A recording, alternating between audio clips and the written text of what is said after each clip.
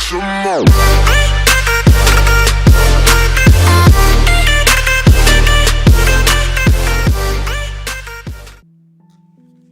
Yo, what's good, people? Izzy Max here, back again with an MDL breakdown. This week is round one of playoffs. Of course, I got the crew with me. What's going on, guys? Nothing too much. I like a Zoomerl. Hell yeah.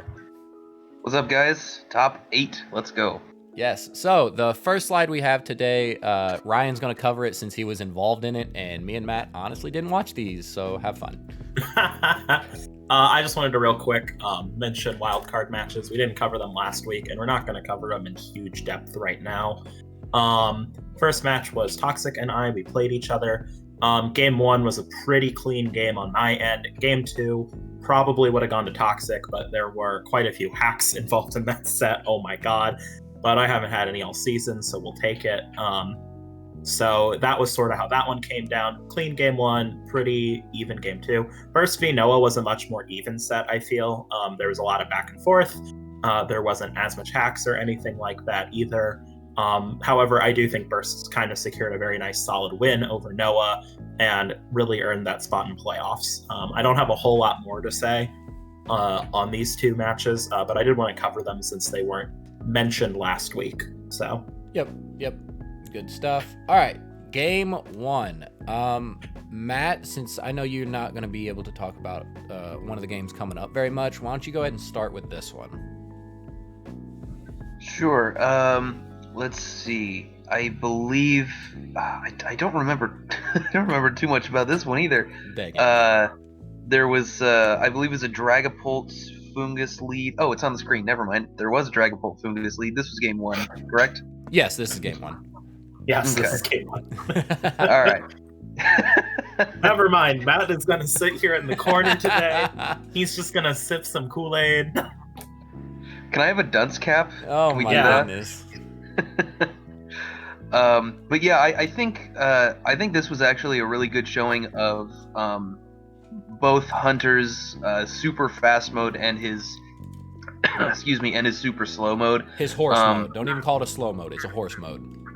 Right, horse mode is obviously something we've seen a lot of from him, which makes complete sense. It's the main thing his team wants to do. It's the most powerful thing on his team. It was the first spawn that he drafted.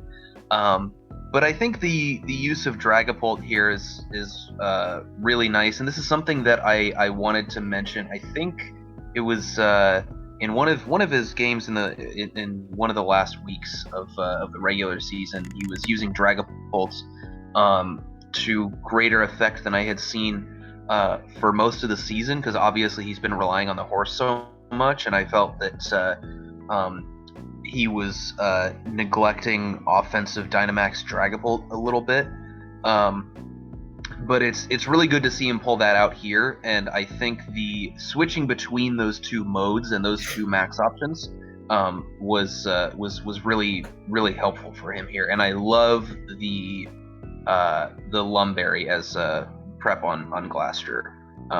It's almost essential, I think, against when you're going up against a Sableye. So yeah, I would agree. I think it forced Tay to kind of play around a weakness policy. I know he was very worried about that. As you see, he did bring choice band Conkeldurr. And I know something he was talking to me about. He was super worried about weakness policy, especially after he's seen the Life Orb on the Dragapult. And on top of what Matt said, the Dragapult here is just so good because if you look at what Tay brought, he had to hard prep for that Glacier. He picked up the Magmortar to have at least a semblance of another option against it. And outside of that, Dragapult's really an issue, but Tay couldn't bring his Dragapult answers because he had to have Glacier answers. And I think that's why those two are just very potent together. Yeah, I agree. I think the main way that he was going to be able to deal with both the horse and the Dragapult was with this Tapu Fini, because as we see here, it's got the Iron Defense, which is really cool, and I like that. Excuse me, I like that as a good bit of prep for both of those. Mm-hmm. The only thing that could have gone wrong there is a potential special Dragapult with Max Lightning or something, but we didn't see that. So I think the Finny was probably Tay's ticket to victory if he had more support for it. Yeah, but he just couldn't fit it on his team. Yeah. Right. If there was a spot for the Tangela here, it would have been really, really nice, especially because with how physically bulky Tangela is, you can very easily build it to live a max hailstorm plus hail damage even from a Glastrier. It's a little bit more difficult if the Glastrier decides to run a life orb or something, but with something like a Lum Barrier or Weakness Policy, just a straight up neutral hailstorm with the Eviolite on Tangela, you can live that and finish pretty well. So I think that was probably Tay's best bet here. But I think he got some of it right. I just would have liked to see more support next to the top of him. Right. Well, the thing is, if Dragapult had safety goggles, we'd be talking about a different story. So, like, exactly. Yeah. And honestly, safety goggles Pult made a lot of sense here. It did. I do think you always. But weakness policy is definitely scary because I don't think Tay has a consistent way to 1-hit KO it. No. Outside of Marowak, and even Marowak has issues because if he gets Trick Room up, then Marowak is dead. Which I can speak from firsthand experience on that front. Yeah, I really, really love the Finny set Tay brought. I also like, however, there was a lot of things here that I think worked out in Hunter's favor. First off, I think the helping hand on the Dusclops into the Yachtberry Zapdos was a really good play. I also think Silvally Water's kind of an interesting play, but I actually quite liked it because he about Zapdos because Dragapult and Glastrier can handle it. So he kind of went, he's gonna have to bring Marowak and Magmortar and Mons like that to beat my Glastrier. So let's run Silvally Water and throw Rock Slide on it just for the Zapdos. And I was like, that actually is a good play. One thing I do want to bring up real quick, because it was kind of talked about in the chat. Tay still could not have won if he was Moonblasting Slowbro or Dusclops. If you watch, you couldn't see the replay on Tay's side because his computer messed up. Finny was not living 2 Nightshades. It was below 100 points in damage. The Muddy Water was honestly his only play and hoping for an accuracy drop and some good RNG. But no, Moonblast was not saving. Yeah, Moonblast was not saving Tay there. Anything else on this game before we move on? It was a good set. It was a good set from both people. Like I do agree that this was probably one of the better sets this week. Both teams definitely pulled out all the stops and played very well. Yeah. Okay, moving on. We have Hub versus Dan. Ryan, why don't you take this one? What the hell was this? Okay. Game 1 of this set, it had some good back and forth. This was just kind of an interesting set in which we kind of got to see the transformation of Dan's team over time versus Hub's team that hasn't transformed very much, but had a couple slight changes that I think kind of gave her the edge in this one. Pillow Swine. Pillow Swine. That game 3 was a hacks fest. Oh my god. But it was like even hacks. I do think that Hub does win that on paper most of the time, which she did anyway. There were a couple misplays here and there from both, actually, over the course of the set, all of which had like decent reasoning, I think, for why they made those plays, but I still do think they were misplays retrospectively. For example, the Drain Punch. The Drain Punch was, I think, a misplay. I think you do click Thunder Punch there, but I do understand the logic of, well, I need to get the HP back to live the Scald, I can get burned here.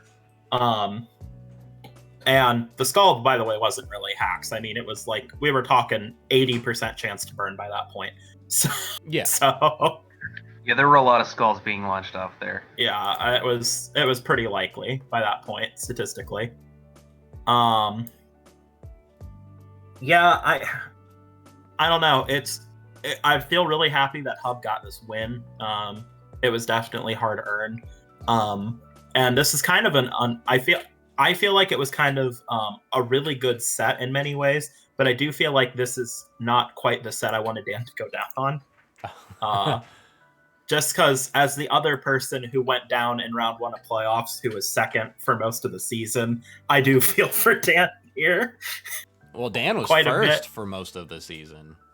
Yeah, but there's some parallels there, I think. I think he ultimately just got exploited on a couple weaknesses of his new comp that Hub was able to see more than anything. Pillow-Swine was huge, like for real. And Pillow-Swine was a huge pickup. Matt, you watched what, game 1 and maybe some of game 2? What was your thoughts? Mostly it was just I felt like I was screaming at the screen, telling her to Thunder Punch at the end of game 1. I mean, like Ryan said, I get what she was going for, but I don't think you're healing enough on the Drain Punch, especially given how little damage you're going to be doing when you're burned. You're getting even less back. I don't think that's going to help you really live anything. And once you see that there's no citrus and no leftovers, I think a Pinch Berry seems pretty reasonable. So Drain Punch is going to be even worse if that's the case. So I think you always have to go for Thunder Punch there. But turned out okay. She ended up pulling it out. So yeah, and we were talking before we started recording. Game 1 should not even have been as close as it was after he shut Mimikyu down turn 1, and she wasn't able to get Trick Room up. Because what you see on the screen is game 1. She brought her hard Trick Room mode. You're going to be eaten. There's no reason that this should have been down to a 1v1 situation anyway. Right, it mostly seemed like the reason for that was because Dan got a little bit greedy and wanted to I get that he wanted to get a Steel Spike off onto the Pillow-Swine, and so at the same time he figured I can take out Lapras because it just got a weakness policy boost, I can foul play it for double damage, right? But the Lapras, of course, lived on 1 HP, and he allowed the Lapras to get a +2 Hydro Pump off. So I believe that was the turn that both Feeble and Coco went down. Yes. So he took a double KO when he really shouldn't have. Yeah. So I think that was the beginning of the end for that game. Yeah. Other than some of the whimsical stuff that happened, like in game 3, he hit a Sleep Powder with the Tangrowth, ended up getting a 3-turn sleep on the Mimikyu. Pangoro, I think on the second turn of sleep, got a freeze with Ice Punch, and then Mimikyu woke up on turn 3, was able to set up a Trick Room, and then it all kind of started going downhill from there. Pillow-Swine and Pangoro was pretty much in a winning position after that. Other than all of the whimsical stuff, this was a really good game from both players, and like Ryan said, on paper, I think it ended kind of how it should have. Yeah. And both players have been having an incredible season, so. Yeah, no, I mean, they both played really well, and props to Hub for pulling it out, I think. Oh, and by the way, sorry if y'all heard the interruption. I clicked mute, but I think it actually just muted the stream and not me, so my bad. All right. Good stuff. Next game, because I was lazy and forgot that Matt uploaded a replay. Matt, what happened in this game? This game was a lot cleaner and more straightforward than I anticipated. I thought it was going to be a lot messier. Really, it was just a matter of the Metagross mode not really having anything on the other side of the field that was able to stop it well enough. I get what he was. Well, when you look at the screen here, when you look at Burst's team preview, it looks like there's actually a pretty decent amount of stuff to stop Metagross. You got dual ground, and you got weakness policy Incineroar, which the Incineroar with that offensive weakness policy set, I actually thought was a really interesting bit of prep. That wasn't really something I expected, especially given the way that Burst has been playing Incineroar throughout the season. I don't think he's ever gone for a more offensive set. He's definitely never used weakness policy on it. No, I don't think so. No, it was a good break. I liked it a lot. Yeah, it was pretty good. I just felt that there were a lot of options he had to mess with the mode that I was bringing. At least for game one, I had other game plan options other than Metagross, but it was just one of those cases where the things to stop Metagross were at least the things that I was worried about stopping Metagross were not brought. So Metagross kind of was able to just do whatever it wanted. For the most part, it was the Metagross ended up being scared out in game one, which turned out to be a good decision because the late game Metagross Max then was I was able to kind of stall out his Max, and late game Metagross Max just cleaned up pretty well. So, but yeah, it was pretty straightforward. It was just Metagross doing Metagross stuff, and not enough. It had good enough support that the stuff that Burst was using to stop it was not enough. Yeah. Before I start talking, kudos to Burst going throughout the season. Definitely one of the weaker ones at the start, and then towards the end of the season, they really picked it up and started being like a very strong competitor. So I'm looking forward to seeing him next season for sure. Yeah, this is next season. I'm pretty excited. So with that being said, I do agree. I think just leaned on the Incineroar too much. That looking at this is kind of the only check to Metagross. I mean, I guess Nidoking, but once Metagross gets going, Nidoking's not really doing a whole hell of a lot. Well, in Swampert to an extent. I mean, yeah, but like you're quaking. Really leaning on that Incineroar. And I think in the post-com, they said that I think it was said that Incineroar just maxed too early, kind of jumped the gun a little bit too early on the Incineroar.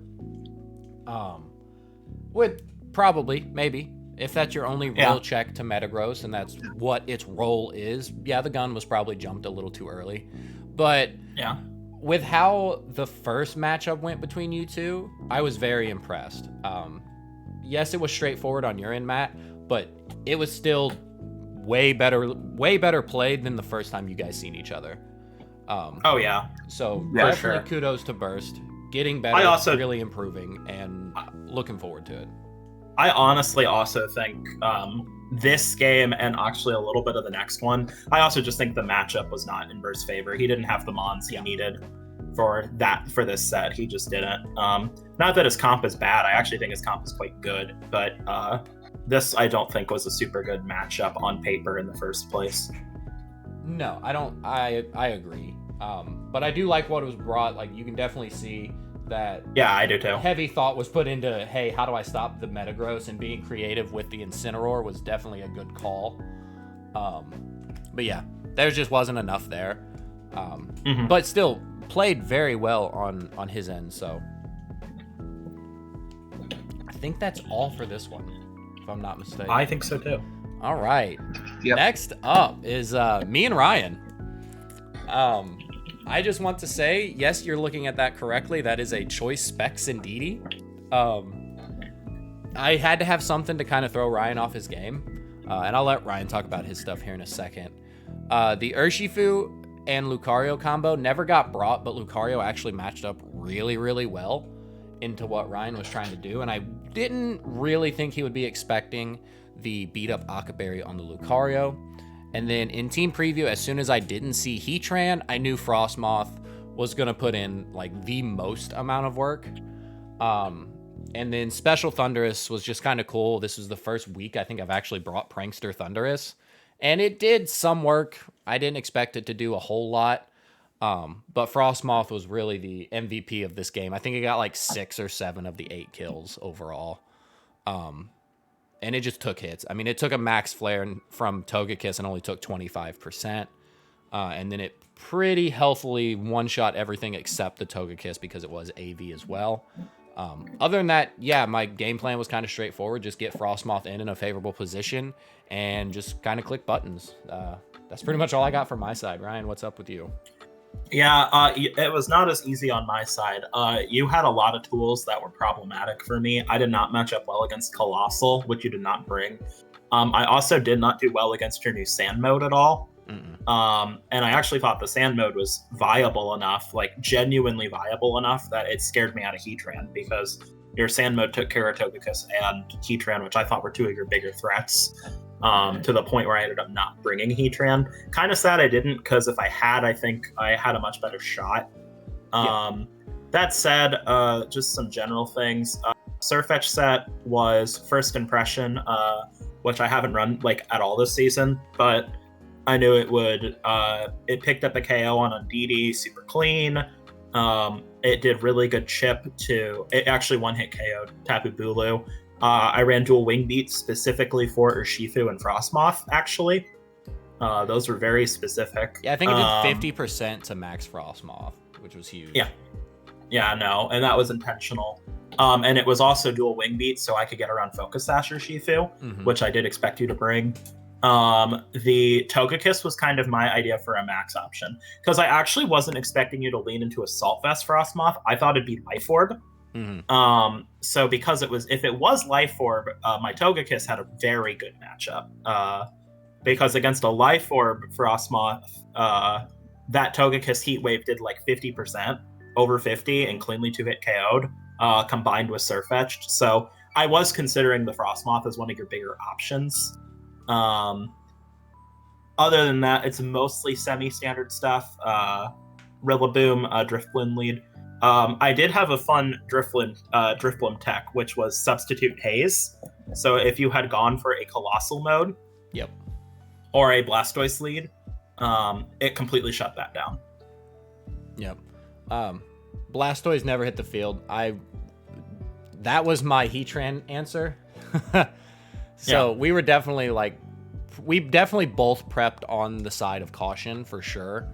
And like you said, I think I just had way too many guns in the closet, and you just couldn't handle all of them. You had too much, and also you kind of abused the fact that my team's very specially oriented.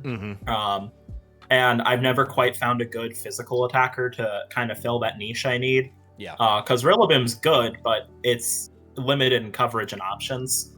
And Crocodile could never come here. As good as the matchup seems on paper to y'all looking, it was outsped and KO'd by Urshifu, which it couldn't check. It got completely murdered by Blastoise. Thundurus could do a shitload with a Hurricane. It was really bad. I could never bring Crocodile here, which was actually the other half of the issue, because if Crocodile was, 8 speed faster, Crocodile would have come and done a lot of work, but unfortunately it just wasn't the play. And I'm glad I didn't bring it, actually. All right, Matt, from an outsider, what do you think of this match? More than anything, it was it just seemed like a case of can't stop the Frostmoth. Because like Ryan said, a lot of his team is very specially oriented. As we saw, the Surfetch was the thing that was doing the most damage to it, but it was just it was so slow compared to everything else that it was hard for Surfetch to actually do much, especially with especially with a lot of hail being up most of the time. The breaking its ash was a little bit rough for it, and it was never there was never a situation where Ryan's team could have been positioned to get more than one dual wing beat off against the Dynamax Frostmoth, which is really what he would have needed. I think the fact that the Togekiss was Assault Vest was made that particular matchup a little bit more awkward. There are definitely some situations where that Assault Vest helps, but this was kind of one of them, but also kind of not, just because you obviously can't follow me with Assault Vest, so it just made things a little bit more difficult for Surfetched, which Surfetched was, I think, an essential Pokemon here. It was just not the team just didn't. It's tier 4, guys. Yeah. Our tier fours really went at it this week. Yeah, I'm about to say, I'll be honest with y'all. I know that everyone's on the Surfetch tie, and it definitely did its work in this playoffs game, but it is a tier 4 mon. It's got some problems, and well, it's tier 3, isn't it? No. Yeah. No, in the tier 3, because we're a 4-tier system this season. Yeah, but next season it'll be tier 4 and a tier 5 system. But no, it was a good match for both players. We played solid. I don't think either of us really made mistakes in prep or in gameplay. It just turned out that I kind of had the better team, and Ryan agrees. Yeah, no, we finished, and I was just like, it is what it is. I do think it's funny when you max hailstormed the Togekiss and it ate the hit, and you were like, shit, that's AV. Yeah, it was. And then you returned with the max flare, and I like almost shit myself, like, oh, I lost this game, and then it did 25%. It did 25 because you're AV. God. Yep. AV Frostmoth is actually baby. Frostmoth actually next season, for the record, is going up a couple tiers. Frostmoth has been so good. Yeah. I think it's my kill leader. As funny as that sounds. Yeah, and Surfetched is mine, so we're both kind of broken. Yeah, there it is. Going into next week, finally, top 4. Ryan, why don't you talk about these, since me and Matt are both in both of them? Because I'm not in it. Hub v Matt, the rematch. Yeah, this was a close game in regular season, by the way. It was a very close game in regular season. I think it's going to be a close game here too. They both have a lot of good pros and cons against each other. I think that, like, in the best of 8, I do think there were teams that had better matchups than others. I thought Hunter had a good matchup against Tay. I thought you had a decent matchup against me, like as a couple examples. I do feel like that is less so the case here. With Hub v Matt, I think it's pretty even. I do think that there's kind of some checks and balances. And I think it just depends on what they bring, truthfully. You and Hunter's a very odd one. You did win this in the regular season.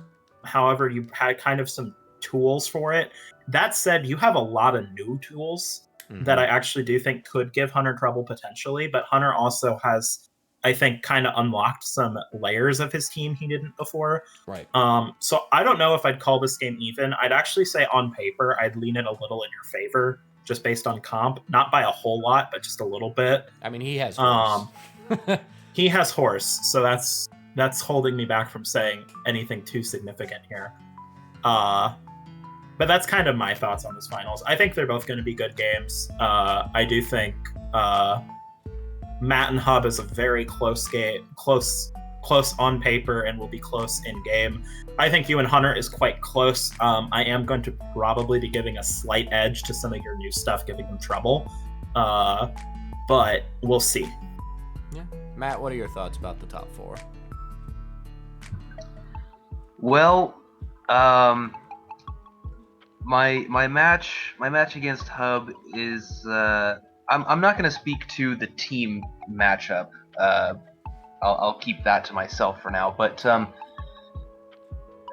this, I mentioned this in chat, but this feels like an anime rivalry. I just like I think it's fair to say, having gone X1 in the regular season both times, I think it's fair to say that I've been probably the most dominant player, at least in the regular season so far. And both times she and I have played, I've won. But she won last season, and I wasn't there to stop her. And things now I am. So I don't want to let that happen again. I don't. I feel like I need to. I need a little bit of I almost want to say redemption, but it's not really redemption since I haven't actually lost against her yet. But it's an interesting dynamic, given the history of both of us as players in this league. So yeah, and I think last season, like, she didn't beat you, but that was one of your closer games. Oh, it definitely was. Yes. And the same this season. Yeah, for sure. She can never get the leg up, but their games are always so close and down to the wire. Yeah. Right, which is why I don't feel like this is. It's not like it's a matchup where like, oh, I've won before, so I'm just gonna win again. It's not like that. Oh, absolutely not. Right. So it's still going to be very difficult. I think it's fair to say that we are both some of the top players in this league. I think this is a matchup that deserves to happen late into the playoffs. For sure. Okay, going down to the red division, and then I'll talk a little bit. Me and Hunter. God, I kind of want to. I sort of want to talk about the team matchup, but I almost don't. I almost want to just leave it to you guys. I didn't see what happens. I didn't say too much. I didn't reveal anything specific. Right. But yeah. I mean, the game between you guys was really, really close in the regular season, and I don't feel like that game or the team matchup here really gives either of you guys a clear edge. I think Ryan kind of alluded to that a little bit as well. There's not a whole lot I can say here without going into details about the team matchup, and like I said, I don't really want to do that because I kind of want to leave that part to you guys and see what happens on the field. So I don't think either of these top four matchups has a clear outcome at all. No, I don't either. These are both matches that I think we reasonably could have expected in top four, even like a month ago. Yeah, I'm about to say, even at week 6, this is definitely not an outrageous top 4. No. Right. No. One thing I do want to bring up real quick, out of the top 4, I am the only one in the preseason power ranking that was in the top 5. That's true. Oh, that's, interesting. Hunter was 11th. Yeah, we got a lot of things wrong, didn't we? Oh my god. Hunter's definitely the biggest underdog here. In terms of a lot of ways, but also Hunter's team has changed enough and actually improved pretty significantly to the point where by week 6 we had him as a very, very real playoffs contender, I think. So I think that by the halfway point of the season we were pretty on the money with actually all 4 of these people. By that halfway point we had Hub and Matt pretty high up, we had Maxwell as the top in red, and we had Hunter as Hunter, Tay, and I all being kind of about the same-ish area for that other slot. So, yep. But hey, I'm excited for these. Kind of the same thing. Can't really say too much about these games without diving into team prep and all that, and we don't really want to do that here. Both of these games are toss-ups. Either one of these competitors can win either one of these sets. So, looking forward to it. Stay tuned. All 4 of these players upload videos. So be looking for those replays because it's gonna be insane. None of these players are gonna shit the bed and just completely play terribly. They're all 4 very consistent, and they're gonna be one of the better games of the season. Yep. So, anything else before we wrap it up, guys? Not a whole lot. Just so the league knows, we are already starting prep work for the next season. Nothing too extreme yet, but we've talked about it. Things are starting to kind of get underway. We're pretty excited about the group that we have, and the people that are getting added. So everybody just kind of be on the lookout. Yeah. Matt, anything from you? I think we'll have a little bit more mental space to be thinking about that once playoffs are over as well, especially because Maxwell and I are still playing. So. Yeah, I have to say, I'm good. I can just sip some lemonade. I have to build for NBC all week for the next week or 2 though, because Maxwell's over here playing baseball and yeah, my baseball season starts. I'm coaching. He has to spend all his time prepping for that. So your boy is getting stuck with all the prep for NBC. Yeah, man. So anyway, good good luck to our competitors. Good season to the ones who didn't make it, and I look forward to seeing you guys next season. So without further ado, peace.